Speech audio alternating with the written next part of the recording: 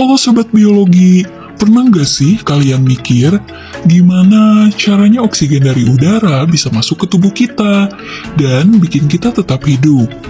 Nah, di video kali ini kita bakal mengikuti perjalanan si oksigen nih, mulai dari hidung, trakea, sampai ke alveolus di mana tempat pertukaran gas terjadi. Kita juga bakal kenalan nih sama organ-organ keren yang kerja tanpa henti tiap detik. Dijamin, setelah ini kalian bakal bilang, wow, sistem pernapasan tuh keren banget ya. Siap belajar sambil mengambil napas dalam-dalam? Yuk kita mulai petualangan oksigen hari ini ya. Bayangkan, kamu adalah molekul oksigen kecil yang sedang melakukan perjalanan seru ke dalam tubuh manusia. Dari mana kamu akan memulai perjalanan ini? Dan bagaimana kamu bisa sampai ke tujuan akhirnya, yaitu alveolus, yaitu kantong udara kecil di paru-paru.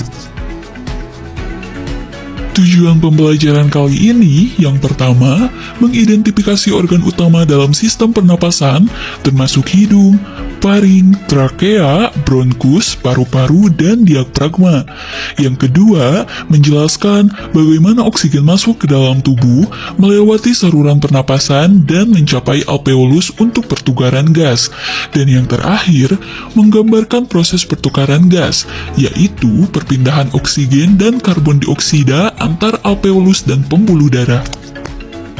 Sistem pernapasan terdiri dari sekumpulan organ dan jaringan yang berperan dalam mengambil oksigen dari udara dan mengeluarkan karbon dioksida yang dihasilkan selama respirasi aerobik. Pertukaran gas ini juga disebut pernapasan atau respirasi eksternal. Proses ini sangat penting untuk menjaga pasokan oksigen di dalam tubuh dan membuang gas sisa yang tidak dibutuhkan. Perjalanan oksigen. Sederhananya, mula-mula udara masuk melalui hidung atau mulut. Lalu, udara melewati paring dan laring. Selanjutnya, trakea membawa udara turun ke bronkus. Tahap yang kedua, bronkus bercabang menjadi bronkiolus yang lebih kecil. Bronkiolus ini menuju ke alveolus, yaitu kumpulan kantung udara kecil di paru-paru. Tahap ketiga di alveolus. Oksigen masuk ke dalam pembuluh darah. Sebaliknya, karbon dioksida keluar dari darah ke dalam alveolus untuk dikeluarkan. Dan tahap yang terakhir, otot diafragma rileks mendorong udara keluar dari paru-paru. Udara yang berisi karbon dioksida keluar melalui trakea, laring, lalu ke hidung atau mulut. Hidung dan rongga hidung. Hidung berfungsi sebagai pintu masuk utama udara.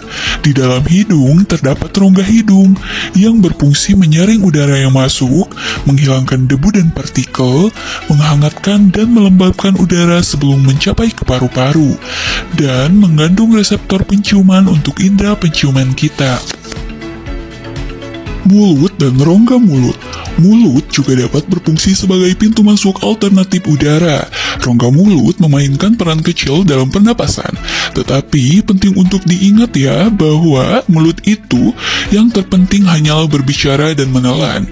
Nah, ketika teman-teman sedang sakit, jika saluran hidungnya tersumbat, bernapas melalui mulut itu menjadi penting. Selanjutnya, faring atau tenggorokan. Faring menghubungkan rongga hidung dan mulut ke trakea. Faring ini berfungsi sebagai jalur umum untuk udara dan makanan. Nah, epiglotis, struktur seperti penutup di faring, mencegah makanan memasuki trakea saat menelan. Selanjutnya, laring atau kotak suara. Laring merupakan bagian saluran pernapasan yang kuat dan fleksibel yang menghubungkan faring atau bagian belakang hidung dan tenggorokan dengan trakea atau batang tenggorokan. Hal ini menunjukkan udara melewatinya sekaligus mencegah makanan dan minuman menghalangi jalan napas. Selanjutnya, trakea atau batang tenggorokan. Trakea adalah tabung berongga lebar yang menghubungkan laring dengan bronkus atau saluran udara paru-paru. Fungsi utamanya adalah untuk memungkinkan aliran udara ke dan dari paru-paru. Persiapan ini memastikan bahwa udara yang masuk ke paru-paru berada pada suhu dan tingkat kelembapan yang optimal untuk pertukaran gas yang efisien. Bronkus merupakan saluran udara utama menuju paru-paru. Saat Anda bernapas, udara masuk ke tubuh melalui mulut atau hidung dan melewati laring dan trakea.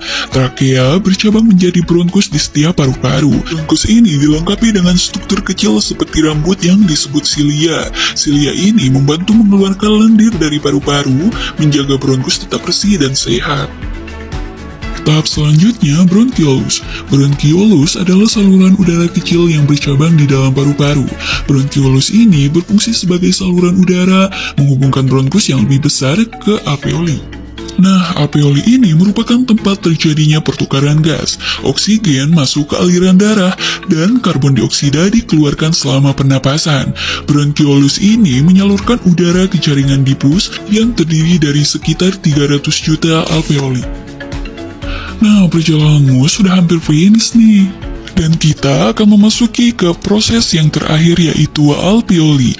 Alveoli ini adalah kantung udara kecil yang terletak di ujung bronkiolus. Struktur ini berperan penting nih dalam pertukaran gas saat bernapas.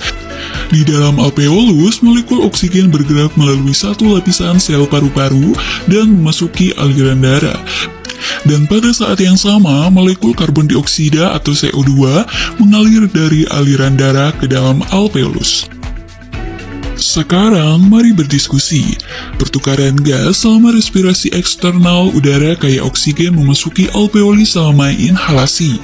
Molekul oksigen berdifusi melintangi dinding alveolus tipis ke aliran darah, tempat mereka mengikat hemoglobin dalam sel darah merah. Bersamaan dengan itu, karbon dioksida yang dihasilkan oleh metabolisme seluler berdifusi dari darah ke alveoli. Dan selama respirasi internal, oksigen dikirim ke jaringan tubuh, dan karbon dioksida dikeluarkan dari jaringan dan diangkut kembali ke paru-paru untuk dihembuskan. Nah, jadi bersamaan dengan itu, karbon dioksida yang dihasilkan oleh metabolisme seluler berdifusi dari darah ke alveoli. Lalu, selama respirasi eksternal, udara kayak oksigen memasuki alveoli selama inhalasi. Selanjutnya, molekul oksigen berdifusi melintasi dinding alveolus tipis ke aliran darah, yaitu tempat mereka mengikat hemoglobin dalam sel darah merah. Dan yang terakhir, selama respirasi internal, oksigen dikirim ke jaringan tubuh dan karbon dioksida dikeluarkan dari jaringan dan diangkut kembali ke paru-paru untuk dihembuskan. Yeay, akhirnya kita sudah sampai di akhir perjalanan oksigen hari ini. Kita sudah belajar gimana sih udara masuk lewat hidung dan melewati saluran pernapasan, sampai akhirnya terjadi pertukaran gas di alveolus. Semoga sekarang kalian makin paham nih, kenapa sistem pernapasan itu sangat penting buat kehidupan kita sehari-hari. Dan tanpa oksigen, kita nggak bisa ngapa-ngapain kan? Ingat ya, jaga kesehatan organ pernapasanmu, hindari rokok dan polusi, dan rajin olahraga biar paru-paru tetap kuat. Sampai jumpa di video pembelajaran selanjutnya. Tetap semangat belajar dan jangan lupa tarik napas dan hembuskan ilmu.